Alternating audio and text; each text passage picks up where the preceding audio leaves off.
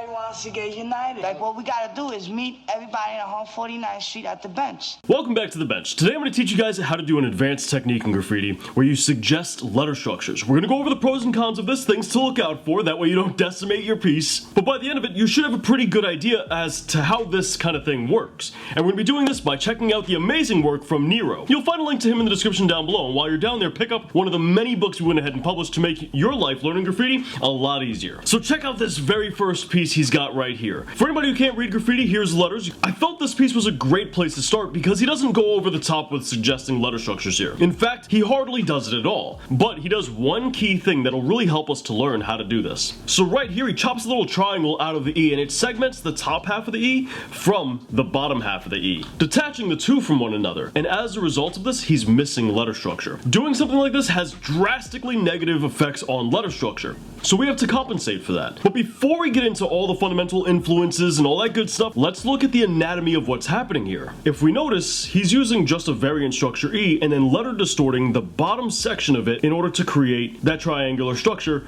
at the bottom. All he's done is cut out that little section right here, and what does that leave us with? That leaves us with just one basic box missing. One basic box that will turn into two once we go ahead and snap it to letter distort. This is something that can very easily be implemented. It's not much of a challenge. If we just pretend like it had never been cut out at all, we would have a perfectly fine E. But as you might notice, doing this gets rid of too much of the N's letter structure. We end up losing a lot of this part of the letter structure of the N, and as a result, this part becomes a little bit more ambiguous. Eliminating that much of the E to establish this much of the N is a lot more worth it. Are there other ways he could have done it? Sure, but this is a fundamentally stylistic way to go ahead and handle the problem. And it looks damn good. So with that, he's able to establish the letter structure of the E, and he's all set to go. See, that's the thing about style. It doesn't matter what we're looking at in regards to style. Style is just balancing these different fundamentals, and you kind of add a little bit here, but you take a little bit from somewhere else. Even though we're not really talking about negative space management, letter name weight, and flow in this video, just to kind of talk about that balancing act that happens when you start to implement style into your work, he adds letter name weight by raising the E up, but he also adds a lot of negative space and decreases flow in this area.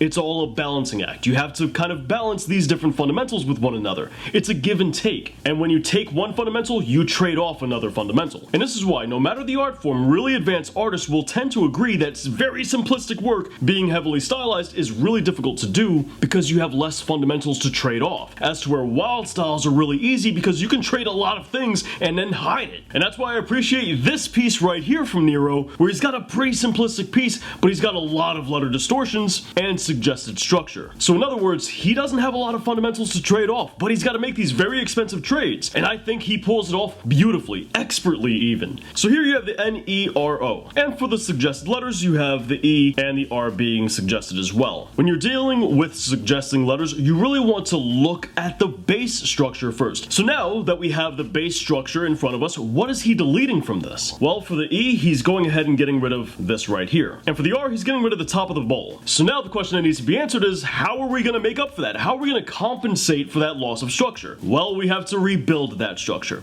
Now there's two ways we can do this in graffiti. You can either A, use a different letter structure, or B, you can use some kind of detail, whether it's an extension or an exterior detail of some kind. In this case, he opts to go for letter structure and extension. For the E, he's going to compensate by using the N in order to go ahead and build that left side of the E. The issue with this, the downside that you really want to look out for, is you're still diminishing structure. This combination still has less structure and always will have less structure than this right here. So because of that, you have to compensate for the lack of E structure that you're missing out on. How does he do that? Well, he decides to go ahead and really exaggerate that lower portion. What this is going to do is it's going to add weight to the letter E, weight that we're desperately in need of because we're missing the left side. Not only that, it's also going to tell the viewer, hey, there's something here. This isn't just an extension. There's something important that attaches to this bigger piece. What could that possibly be? This encourages the viewer to look around in order for what could potentially make up a letter. But notice what we said in the beginning. When he had lost a lot of the N's structure, he had to still compensate for that N. Here he has the entire left side of the N create the left side of the E. And the N structure is really defined. It's really established. That's great. It works out phenomenally. Now the E does something incredible here. Because he dragged so much attention to that bottom portion of the E before,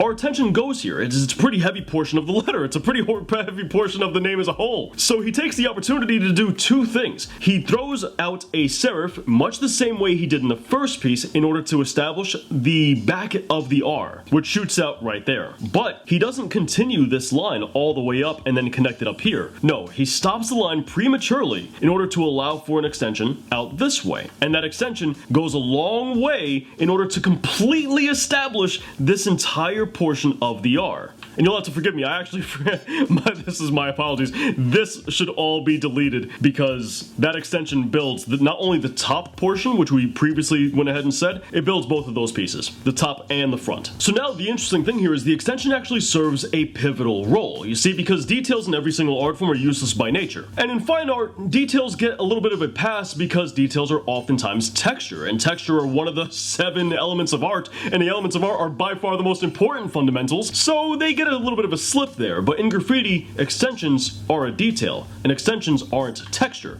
and therefore they don't get a free pass. So extensions have to be given a reason to exist, a fundamental reason. And in this case, the reason for this extension is it builds the entirety of the bowl for the R, which is a pretty damn good reason to exist. So this piece is phenomenal. I love Nero's work. Nero is an incredible graffiti artist. So that's gonna go and wrap up the video for today, guys. But if you want to check out more of his work, follow him in the description down below. And while you're down there, pick up one of the many books we went ahead and published. And if you want to learn more about graffiti, if you want to learn more about flow, you want to learn more advanced techniques, check out the best How to Do Graffiti playlist right up here, with more graffiti content right down here. And I'll catch you guys back here next week. Thanks for watching.